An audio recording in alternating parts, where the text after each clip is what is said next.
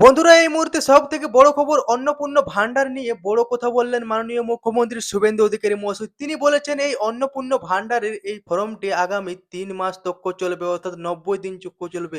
যারা form fill up করতে পারবে না তাদের বাড়ি বাড়ি পঞ্চায়েতের যে কার্যকলাপগুলো লোকগুলো রয়েছে, অর্থাৎ মেম্বার বা অন্য কিছু, তারা গিয়ে বাড়ি বাড়ি ফর্ম ফিল আপ করে দিয়ে আসবে। চলুন সেই ভিডিও ক্লিপটি আপনারা নিজের চোখেই দেখে নিন। বিস্তারিত মতামত কমেন্ট বক্সে জানাতে ভুলবেন না। ৯০ দিন এই প্রক্রিয়াটা চালাবো। কিভাবে হবে? অনলাইনে হবে, অফলাইনেও হবে। বিডিওরা এবং পৌরসভা থেকে তারা করবেন। বড় পৌরসভা কর্পোরেশনের ক্ষেত্রে ওয়ার্ড ভিত্তিক, বড় ভিত্তিকও হবে। এবং আমাদের পঞ্চায়েতের সঙ্গে যুক্ত আধিকারিকরা, সুপারভাইজার বা অন্যরা বাড়ি বাড়ি গিয়েও একটা ৩০ দিনের ড্রাইভ দেবেন।